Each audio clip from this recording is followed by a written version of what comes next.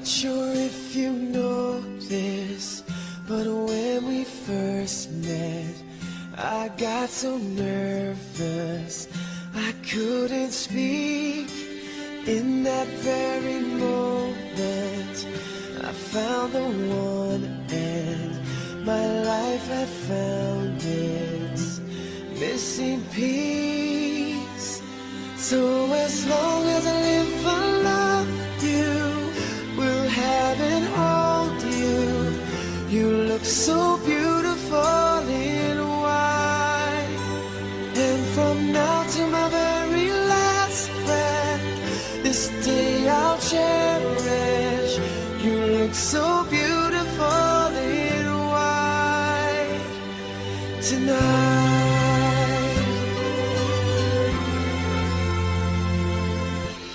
What we have is timeless, my love is endless, and with this ring I say to the world, you're my every reason, you're all that I believe in.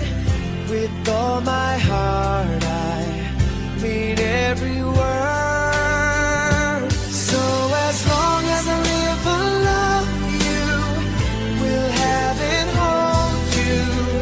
You look so beautiful in white, and from now to my very last breath, this day I'll cherish.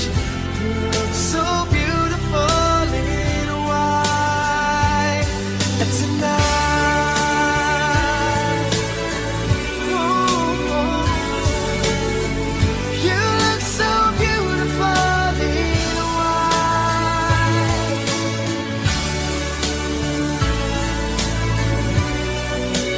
Na, na, na, na. So beautiful in white tonight.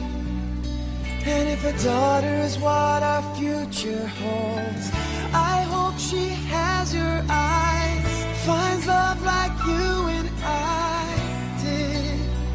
Yeah, but when she falls in love, we'll let her go, and I'll walk her down the aisle. She looks so beautiful in white.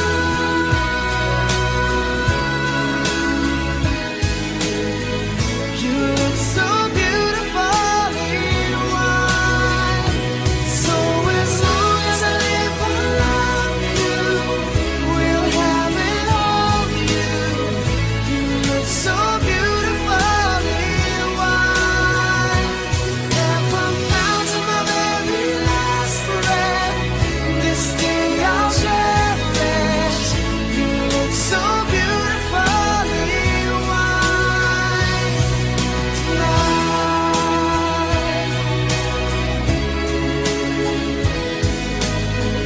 You look so beautiful in white tonight.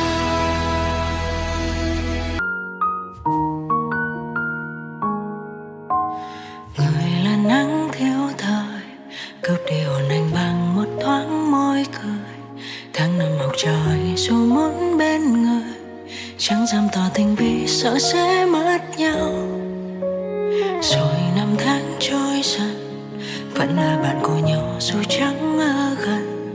Nhưng tình đầu trong anh thì vẫn chưa nguôi, lần nắm tay đầu như mới đây thôi.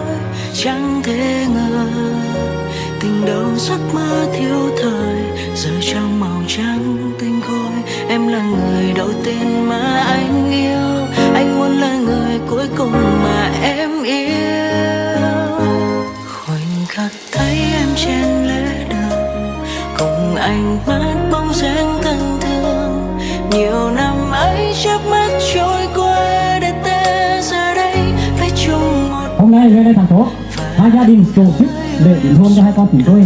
Đây là dịp để chú bác hai bên vun đắp cho con cháu có thêm động lực để tiến tới bước tiếp theo. Bác cũng chắc rằng một việc ngắn nữa thôi là hai con sẽ nên duyên chồng vợ. Bố của hai con không nhìn nói nhiều hơn nữa. Bố chỉ chúc cho hai con mãi mãi tình duyên đẹp, chúc hai gia đình sớm gắn kết với hai chữ thông gia. một lần nữa xin chúc cả nhà sức khỏe hạnh phúc và bữa tiệc thật nhiều niềm vui. Xin trân trọng cảm ơn. Vâng, xin được cảm ơn bố rất là nhiều với lời phát biểu rất là ngọt ngào. Hãy chớp mắt trôi qua và con giờ đây lớn lên từng ngày, và ta hứa yêu con suốt đời. Lời thiêng liêng